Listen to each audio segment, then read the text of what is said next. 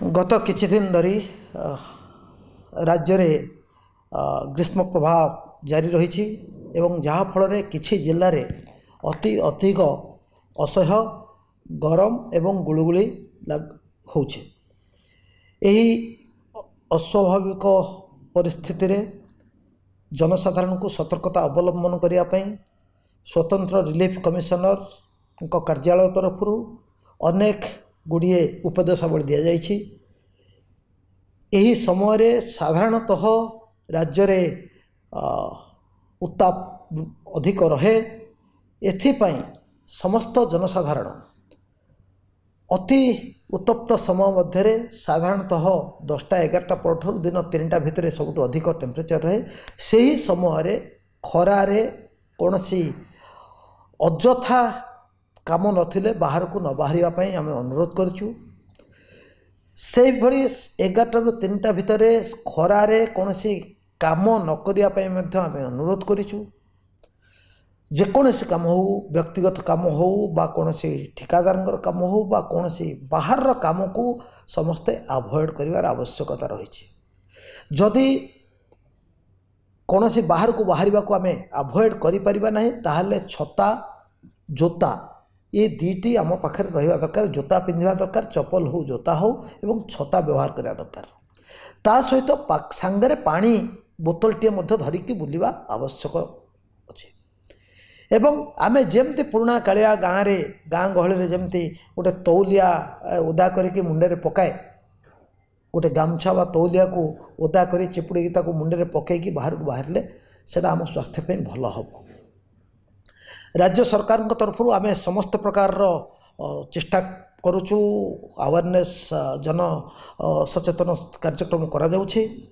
आज जिलापाल मान सहित अनेक जिलापाल मान सहित मु एबे बैठक करी वीडियो कॉन्फ्रेंसिंग करी समस्त आउ थे कहुई जे पब्लिक अवेयरनेस माइकिंग को बढ़ेबे। पब्लिक अवेयरनेस हेले लोक मैंने अजथा बाहर को बाहर नहीं, बाहर को बाहर सतर्कतामूलक पदक्षेप सहित बाहर। समस्त राज्यर समस्त डाक्तरखाना गुड़ी को प्रिपेयर कर रखाही। सेठी हीट कंडीशन स्ट्रेस कंडीशन जदि कहीं आसती बा सस्पेक्टेड केस आसती केमती ट्रीटमेंट करा ता संपर्क में समस्त सविशेष निर्देश आगु स्वास्थ्य विभाग देछि। गत किछि दिन भितर डाक्तर मान सहित आलोचना करा जाइछि एवं डाक्तरखाना गुड़ी को संपूर्ण भाव प्रस्तुत करके रखा जाइछि। जदि कौन सी क्षेत्र में कौन सी अघटन घटे बा कहीं फील करती जे माने असुस्थता अनुभव करती ताहले आमे अनुरोध करूँ समस्त निकटस्थ डाक्तरखाना को जेते जल्दी हम आमे पहुँचवा एवं डाक्तरखाना पहुँचला पर डाक्तरी सुविधा जहाँ दरकार व्यवस्था डाक्तरखाना मिले। यही जो ग्रीष्म प्रभाव टिके उत्ताप अधिक रोचे यहाँ आउ किछि दिन रहिबो बोली पाणीपाग विभाग पक्षर कहुई। तेणु आगामी केते दिन आम समस्त जदि सतर्कतामूलक व्यवस्था अवलंबन करवा ताहले आमे आशा करुचु जे कहार किछि असुविधा हो नहीं। आपण मानकु समस्त को मोर निवेदन यही 4-5 दिन 7 दिन जी पर्यंत ये उत्ताप अधिक रमें समस्ते टिके सतर्कता अवलंबन करवा। अजथारे खरारे बेसी समय बुलाबुली करवा नहीं। आउ युवक मैंने जो मैंने अच्छा जो मैंने मोटरसाइकेल बुलूँ गाड़ी में बुलूँ समस्त टिके सांगरे पानी सांगरे माने ओदा तौलिया हेलमेट इत्यादि रखिबे पिंधिबे। आउ श्रमिक माने उनको कहीं जमती खरारे काम न करवा बाध्य करेंगे नहीं कहीं।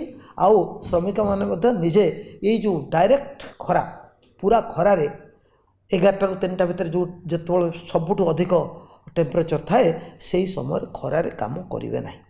एवं प्रत्येक वर्क साइट रे जोटी कैंप भी अच्छी से कैंप रे मध्य ठंडा पानी ORS रो व्यवस्था करेंगे। जो ठिकादार मैंने अच्छा से मैंने तार मध्य व्यवस्था करेंगे।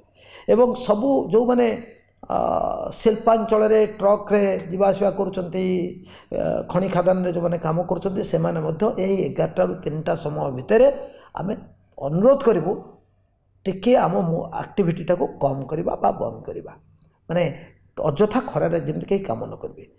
बस रे जो मैंने यात्रा करुँच सबू यात्री मानक मोर अनुरोध रही समस्ते सांगरे पानी बोतल धरवे तौलिया धरिथिबे एवं बस चालक माने बा बस मालिक माने तांको गाड़ी रे पर्याप्त परिमाण पानीय जल आइस क्यूब बा ठंडा पानीय जल रखिबे एवं ओआरएस पैकेट रखिबे ओआरएस पानी करिकी जो मन को शोष लागिवो वा जहाँ आवश्यक पड़ो ओआरएस पानी पीवा समस्त को देबे।